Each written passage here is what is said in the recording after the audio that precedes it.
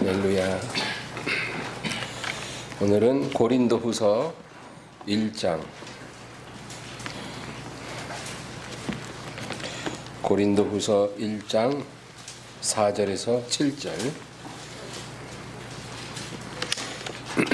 4절에서 7절 다 같이 읽습니다. 우리의 모든 환난 중에서 우리를 위로하사 우리로 하여금 하나님께 받는 위로로서 모든 환난 중에 있는 자들을 능히 위로하게 하시는 이시로다. 그리스도의 고난이 우리에게 넘친 것 같이 우리가 받는 위로도 그리스도로 말미암아 넘치는도다.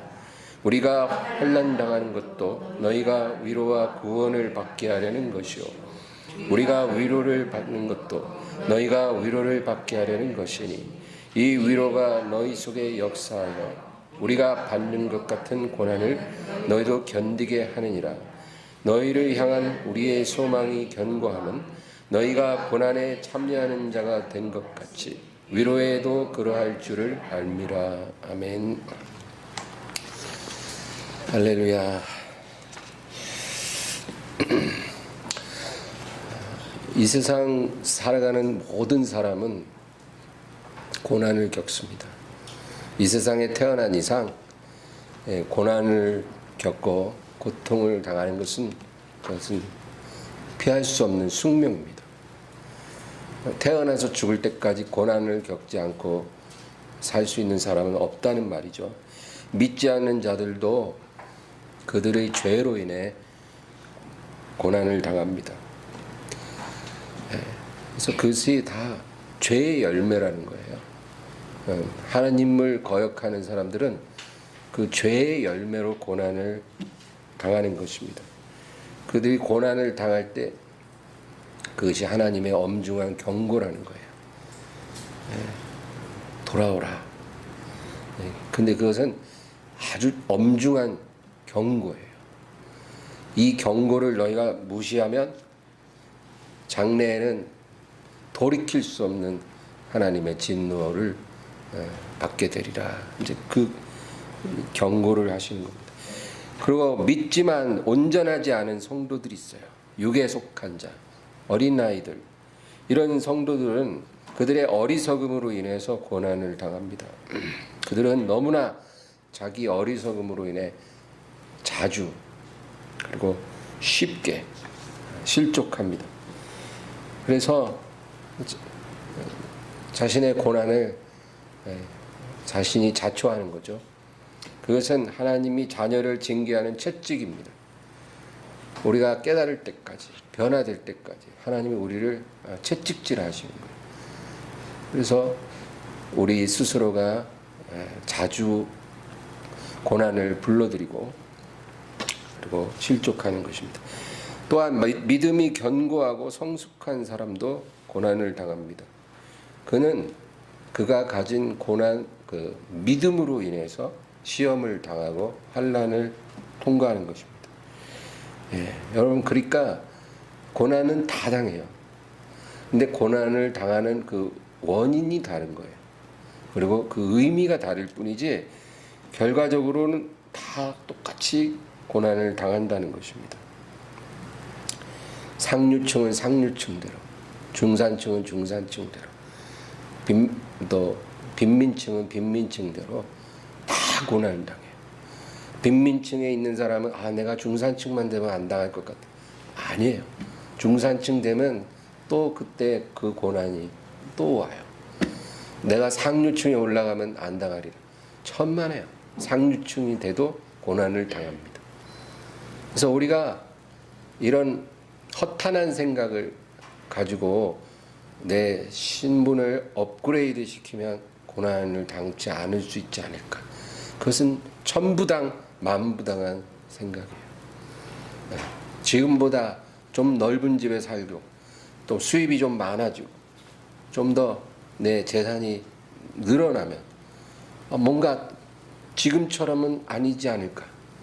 물론 달라지는 부분도 있겠죠. 그러나 고난은 숙명이라는 것입니다.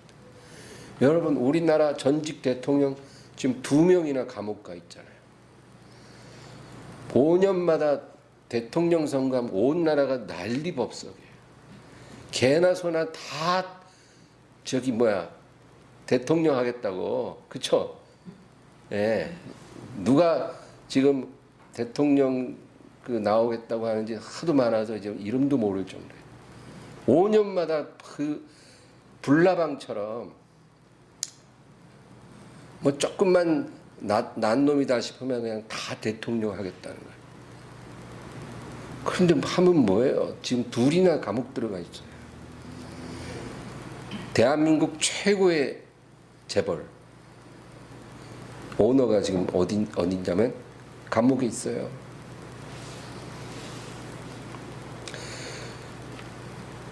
전직 서울시장 자살했죠. 국회의원들 노모 의원, 정모 의원 얼마 전에 자살했잖아요. 국회의원을 뭐 4선, 5선 한 그런 정치인들도 그냥 갑자기 죽어버려요. 유명한 잘 나가는 연예인들 다 공황장애. 그쵸? 공황장애 안 걸렸다는 연예인이 더 적을 정도예요. 여러분 보세요. 고난은 숙명입니다. 그것이 죄로 인한 고난이든 믿음으로 인한 고난이든 여러분 고난은 다 와요. 이 세상 사는 동안 그것은 계속됩니다. 그리고 죽음도 숙명이에요. 누구나 죽습니다. 그 죽음은 예고 없이 다가오는 거예요. 자기 죽음을 알고 죽는 사람은 거의 없어요. 예고 없이 옵니다. 매 2년마다 건강검진 철저하게 받는 사람도 2년 전 건강검진에 깨끗했는데 이번 건강검진에 암 다 퍼져서 2달 만에, 1달 만에 죽는 사람도 저 자주 봤어요. 여러분, 인간의 운명은 우리가 알 수 없어요. 그건 하나님만 아시는 거예요. 우리가 아무리 애써도 소용없어요. 황수관 박사 같은 그런 건강의 대부도 자기 죽는 날 모르고 갑자기 죽었어요. 그것이 인생이라는 거죠. 그리고 그 죽음 후에 우리가 하나님 앞에 섰을 때 우리의 운명은 둘 중에 하나예요. 영원한 복락을 누리든지 영원한 고통을 당하든지 둘 중 하나입니다. 여러분 그 운명이 중요한 거지 우리가 이 세상에서 사는 동안 뭐 고난 당하고 안 당하고 그건 중요한 게 아니에요. 고난은 다 당해요. 저 사람 당하는 고난이 나보다 좀 적어 보인다고 샘낼 거 하나도 없어요. 도토리 키재기. 우리가 가진 믿음 때문에 고난을 당하든 죄 때문에 고난을 당하든 고난은 다 와요. 죄 안 지면 고난 안 올 것 같으세요? 믿음 때문에 고난을 당한다니까요. 그 고난은 다 당해요. 근데 오늘 제가 여러분과 나누고 싶은 거는 믿음 안에서 고난을 당하는 성도는 하나님이 특별한 빛을 주신다는 것입니다. 그래서 다 고난을 당하지만 믿음 때문에 고난을 당하는 사람은 하나님이 그에게 특별한 빛을 비춰주시는데 그게 뭐냐면 하나님의 위로입니다. 신령한 위로. 그게 주어진다. 그게 다른 점이에요. 죄 때문에 고난을 당하면 그냥 그것뿐이에요. 그냥 하나님이 때리는 매 맞고 뉘우치든지 아니면 그냥 그대로 살다 죽든지 그거예요. 그런데 믿음으로 인하여 고난을 당하는 하나님의 사람은 하나님이 그 고난 중에 빛을 주셔서 그를 세워주신다. 그겁니다. 우리가 그걸 알아야 돼요. 고난을 피할 수는 없으나 고난 가운데 하나님의 위로를 받는 사람이 우리가 돼야 되는 거예요. 저는 가끔씩 지독한 우울감을 느낄 때가 있어요. 목사인데도 그래요. 너무 우울해요. 근데 정말 마음이 너무 우울해서 그 사람들이 우울증으로 자살할 때 이런 건가 보다 이런 느낌이 들 정도로 그렇게 제가 힘들 때가 있어요. 근데 그 상황에서 제가 할 수 있는 게 없더라고요. 무슨 술을 마시겠어요? 아니면 제가 누구 친구를 만나겠어요? 그럴 때는 만날 사람도 없어요. 만나서도 안 되고. 그러면 이제 교회 와요. 교회 오면 혼자 이렇게 가만히 있어요. 기도도 안 돼요, 그럴 때는. 그럼 1시간, 2시간 가만히 이렇게 있으면 갑자기 한 줄기 빛이 촥 제 마음에 비치면서 하나님의 세미한 음성이 들려요. 뭐라 그러냐면 너의 슬픔은 완벽한 기쁨으로 변하리라. 그런 세미한 음성이 들리더라고요. 너의 슬픔은 완벽한 기쁨으로 변할 것이다. 근데 그 순간 제 마음에 그 우울의 먹구름이 샥 사라지면서 천국에 대한 소망으로 막 차오르기 시작해요.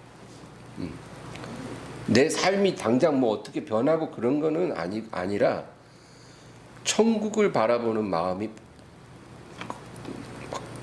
막 넘쳐나는 거예요. 그래서 마음이 기뻐져요. 아까까지만 해도 죽는 게 이런 건가 이런 생각까지 했었는데 지금은 너무너무 기쁜 거예요.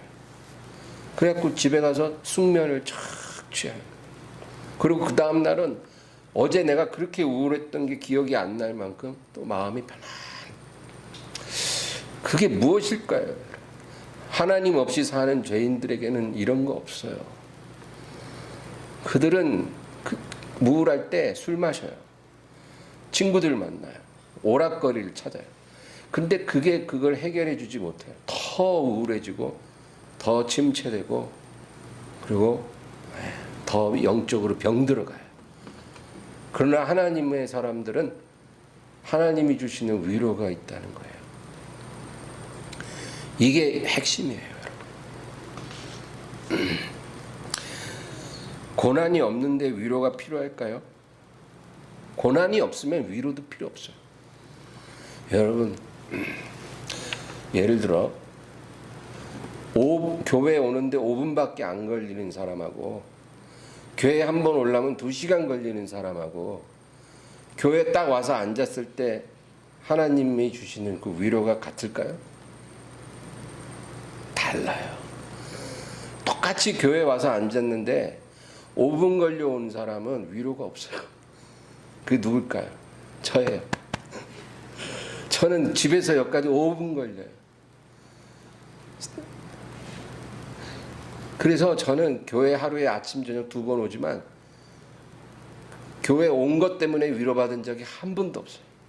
하나님이 저한테 오늘아 수고했다 한 번도 얘기하시지 않더라고요. 네. 그냥 와갖고 1시간 정도 끙끙대고 기도하고 이래야 이제 하나님이 은혜 주시지, 앉자마자 여기 오느라 수고했노라 뭐 이런 마음 안 주시더라고요.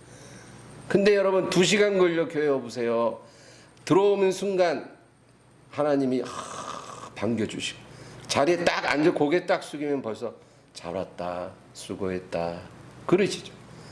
그쵸? 안 그래요? 달라요 여러분. 왜 이 얘기를 하냐면 고난이 없으면 위로도 없다는 거예요. 고난이 작으면 위로도 작고 고난이 크면 위로도 커요. 이것이 고난의 신비예요. 하나님의 사람은 고난 때문이 아니라 고난 후에 다가오는 위로로 인해 거룩해지는 거예요. 이 위로를 반복해서 자꾸 받으면 그 사람이 거룩하게 되고 견고해지는 것입니다. 여러분, 그러므로 고난을 우리가 일부러 찾아갈 필요도 없으나 고난을 너무 무서워하고 두려워할 필요도 없어요. 하나님은 우리에게 딱 적당한 고난을 기가 막힌 타이밍에 주시기 때문에 그건 우리가 신경 쓸 게 아니에요. 그러나 그 고난을 통해서 우리가 고난 받는 만큼 위로를 주신다는 건 확실해요. 그 위로를 받는 게 핵심이에요. 그 위로가 자꾸 반복될수록 우리의 믿음이 아름다워져요. 그것입니다. 오늘 본문 4절을 우리 다시 한번 읽어보겠습니다. 4절 시작. 우리의 모든 환난 중에서 우리를 위로하사 우리로 하여금 하나님께 받는 위로로서 모든 환난 중에 있는 자들을 능히 위로하게 하시는 이시로다. 아멘.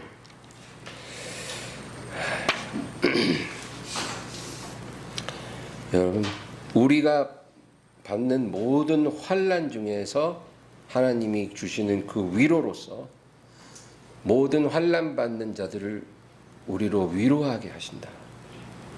그거예요. 우리가 하나님께 받는 그 위로로 우리가 다른 사람을 위로할 수 있도록 인도하신다는 거예요. 이게 환난의 목적이에요. 하나님이 우리에게 환난을 주심은 우리를 괴롭게 하기 위해서 주시는 게 아니고 우리로 하여금 위로받게 하시려고 주시는 거예요. 환난이 없으면 위로도 없으니까. 환난을 주신 후에 우리를 위로받게 하시고 우리가 받은 이 위로가 환난 당하는 사람들을 살리고 세우는 일을 하도록 하나님이 역사하신다는 거예요. 이게 고난의 신비예요. 이 위로를 알지 못하면 다른 사람을 위해서 뭘 할 수가 없어요. 하나님의 뜻을 이루는 사람으로 쓰임 받을 수가 없다는 거예요. 환난 받을 때는 힘들죠. 그러나 그걸 통해 하나님이 위로를 부어 주셔야만 우리가 하나님 앞에 의미 있는 사람이 될 수 있다는 거예요. 하나님이 어떤 사람 통해 어떤 일을 이루게 하고 영광을 받고자 하실 때 하나님이 구하는 게 바로 이거예요. 우리의 어떤 재능, 능력, 재력 이런 걸 하나님이 원하시지 않아요. 하나님은 한 번도 우리가 가진 이런 것들을 구한 적이 없으세요. 하나님이 우리에게 찾으시는 것은 우리가 하나님의 환난을 통해서 깨어지고 그 깨어짐 속에서 부어주시는 은혜, 위로, 그 위로를 우리가 갖고 있기를 원하시는 거예요. 하나님의 위로를 갖고 있는 사람이 하나님이 찾으시는 사람이고 하나님께 쓰임받을 수 있다. 그 얘기입니다. 그래서 베드로가 예수님을 3번 부인하도록 허락하신 거예요. 예수님은 베드로가 예수님을 3번 부인하지 않도록 하실 수 있었어요. 얼마든지 베드로의 발걸음을 다른 데로 돌려서 그 예수님이 신문 받으시는 뜰에 들어오지 않게 하실 수 있었고, 그러면 베드로가 그 어린 여종의 말에 예수님을 3번이나 저주하면서 부인할 필요도 없었을 거예요. 베드로가 상처받지 않게 얼마든지 하나님이 섭리할 수 있었을 거예요. 그런데도 예수님은 베드로가 3번 부인할 걸 다 알고 계셨다는 것은 그건 하나님이 섭리하셨다는 거거든요. 왜 그랬을까요? 하나님의 위로로 다시 세워진 사람만이 하나님께 쓰임받을 수 있기 때문이에요. 베드로가 예수님을 3번 부인하지 않았으면 얼마나 그가 자신만만하고 그런 기고만장한 수제자가 됐겠어요. 그런 베드로가 아니라 3번 부인해서 이젠 자신의 기득권을 주장할 수도 없는 그런 깨진 사람이 돼야만, 그리고 하나님의 위로로 일으켜져야만 하나님의 뜻을 이룰 수 있다라는 거예요. 요한이나 다른 제자들도 마찬가지. 사도 요한은 그를 붙잡는 사람을 뿌리치기 위해서 겉옷까지 벗어던지고 알몸으로 도망쳤어요. 다른 제자들도 다 도망갔어요. 왜 그런 일이 일어나게 하셨을까요? 왜 제자들이 다 그렇게 망가지도록 하나님이 허락하셨을까요? 위로를 받아야 되거든요. 위로 없으면 하나님께 쓰임 받을 수 없다. 하나님께서 청년 사울을 택하실 때 굳이 그 사람을 택할 필요가 뭐가 있겠어요? 스데반을 돌로 친 그 무리들 중에 주도한 그 청년을 왜 하나님이 택하셨을까요? 하나님의 위로로 세워져야 했기 때문에 그렇다, 그 얘기입니다. 그러므로 여러분, 우리에게 다가오는 고난은 하나님의 위로를 가져오는 통로예요. 그러므로 그 고난을 통해서 많이 깨지세요. 많이 낮아지세요. 하나님이 막 때리면 맞으세요. 그래서 밑바닥까지 내려간 뒤에 하나님의 위로로 일어나세요. 그래야 하나님이 쓰실 수 있어요. 목회자나 누구나 예외 없어요. 그래서 하나님이 우리를 가장 부끄럽게 하시고 가장 비참하게 하시기도 하는 게, 우리가 괴로워하는 걸 보고 싶어서가 아니라 하나님의 위로로 세워진 그릇이어야만 되니까. 오늘 본문 5절을 다 같이 읽겠습니다. 5절이요. 그리스도의 고난이 우리에게 넘친 것 같이 우리가 받는 위로도 그리스도로 말미암아 넘치는도다. 아멘. 고난이 넘침같이 위로도 넘친다는 거예요. 여러분, 우리가 예수님을 고난을 모르는데 그분이 받으신 위로를 어떻게 알며, 그분이 받으신 그 위로를 모르는데 우리가 어떻게 주님 앞에 쓰임을 받겠습니까? 예수님이 고난 받으시고 하나님의 위로로 다시 사셨으면 우리도 그 길을 가야 해요. 우리도 예수님이 간 그 길을 똑같이 갈 수 있어야 예수님의 마음을 알고 예수님의 뜻을 이룰 수가 있는 거예요. 예수님 고난도 모르고 위로도 모르는 사람이 어떻게 주의 일을 하겠냐고요. 뭐 하는 일마다 다 잘 돼. 태어날 때부터 IQ가 한 160 정도에 금수저 입에 물고 태어나서 한 번도 실패한 적이 없이 승승장구해서 초엘리트의 인생을 산 사람이 어떻게 예수님의 고난을 이해할 수 있고 그분의 위로를 이해하고 그분의 뜻을 깨닫겠냐고요. 천부당 만부당한 거예요. 그런 사람이 성경에 하나 있었어요. 모세라고. 태어날 때부터 공주의 아들로 입양돼 갖고 초엘리트의 삶을 살았어요. 40살까지. 단 한 번도 져본 적도 없고 실패한 적도 없어요. 금수저가 보통 금수저가 아니라 정말 천운을 타고난 금수저예요. 나이가 악어밥이 돼야 되는 운명이 하루아침에 왕자가 됐으니까. 그런 사람을 하나님이 어떻게 쓰겠냐고요. 그래서 하나님이 쓸 수 있는 그릇으로 만들라고 40년간 미디안 광야로 이끄신 거예요. 그 40년은 그냥 허송세월이 아니었던 거예요. 모세가 그것을 깨닫지 못했겠지만 그가 아마 나중에 쓰임받을 때 그것을 깨달았을 거예요. 그 광야의 40년이 왜 필요했던가. 여러분, 하나님은 천사들을 통해 죄인을 구원하거나 위로하실 수가 없어요. 천사들이 있는 거 아시죠? 이 시간 이 자리도 천사들이 와 있어요. 저와 여러분에겐 다 천사가 옆에 배당됐어요.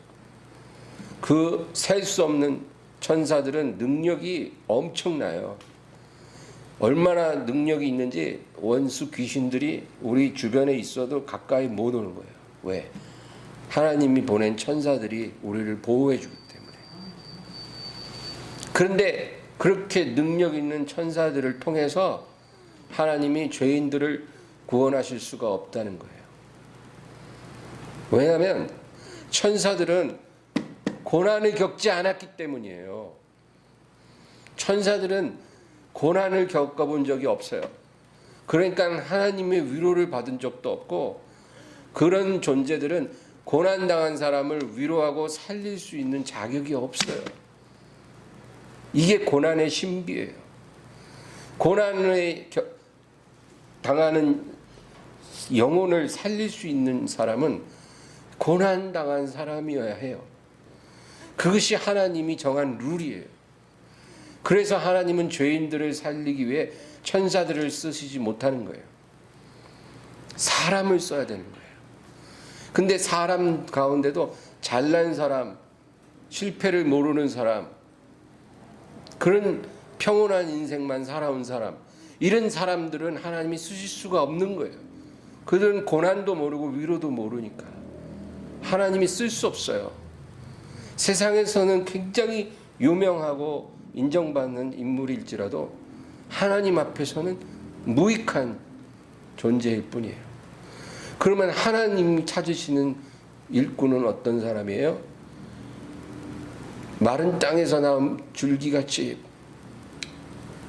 아름다운 게 없는 사람, 수많은 고난으로 낮아지고 또 낮아진 사람, 그래서 하나님의 위로로 일어서고 일어선 사람, 바로 그 사람을 하나님이 부르셔서 하나님의 뜻을 이룰 수가 있는 거예요.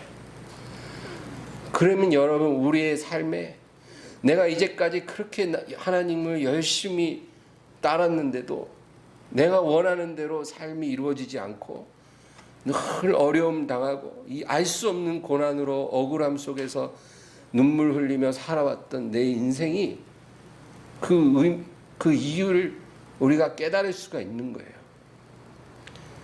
내가 원하는 인생이 아니라 하나님이 원하는 인생을 살게 하시려고 우리를 그렇게 낮추셨던 거예요.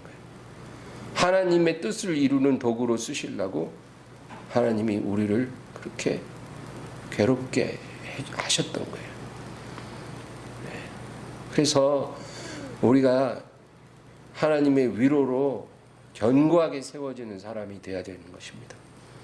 그래야만 하나님께 가치 있는 사람이 되는 거예요. 예수님이 그 영광스러운 아버지의 우편을 떠나 이 세상에 연약한 인간으로 오시고 고난당하시고 가장 비참하게 십자가에서 깨지신 이유도 바로 그거예요. 그렇게 되어셔야만이 저와 여러분 같은 죄인들을 일으켜 주실 수가 있는 거예요.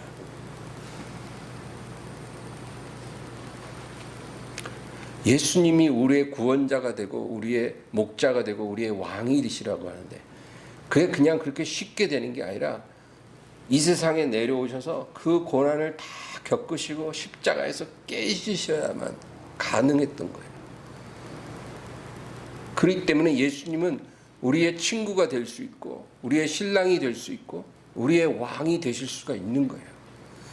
우리와 같이 연약한 죄인들을 능히 도우시고 능히 구원해 주실 수가 있는 거예요.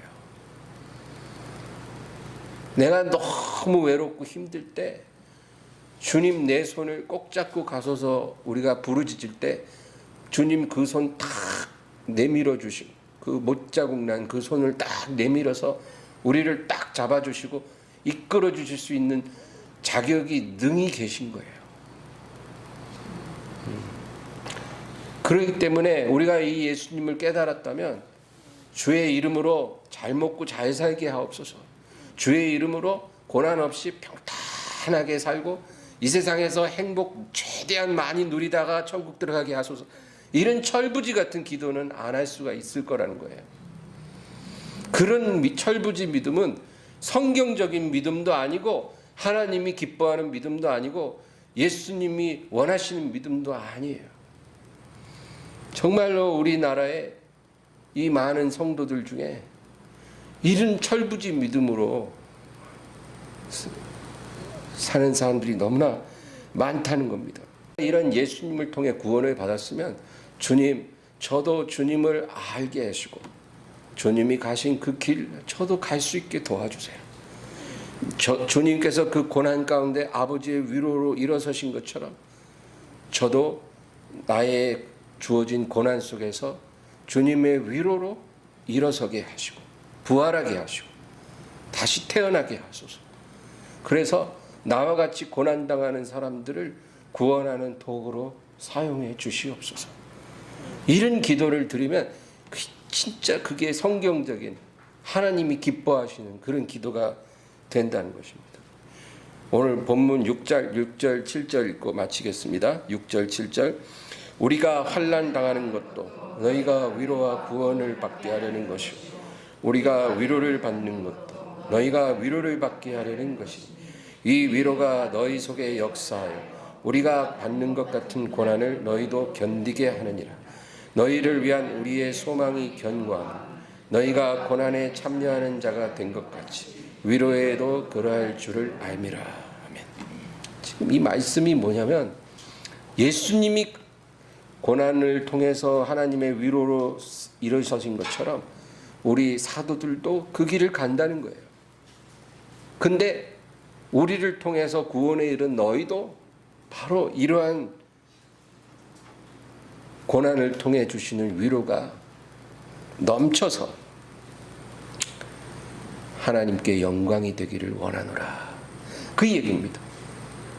그러니까 사도 바울은 고린도 교인들에게 우리가 하나님의 위로로 충만해져서 영광을 돌린 것 같이 너희도 그와 같이 되라는 거예요. 그냥 고난을 피하게 하옵소서. 고난이 안 오게 하옵소서. 할 수만 있으면 평탄하게 하소서. 이 세상 행복을 최대한 누리다가 주님께 가게 하소서. 이런 기도를 하는 것이 아니라 주여 하나님이 뜻을 위해서 제게 주시는 모든 고난을 제가 이기게 하시고 견디게 하시고 위로로 일어서게 하셔서 하나님께 영광 돌리고 하나님의 뜻을 이루게 도와주시옵소서. 하나님의 위로로 말미암아 고난 중에도 기쁨과 감사가 흘러나오게 하옵소서. 이런 기도를 주님 앞에 드리기를 주의 이름으로 축원합니다. 오늘 말씀을 생각하면서 우리 간절히 기도합니다. 주여 감사합니다.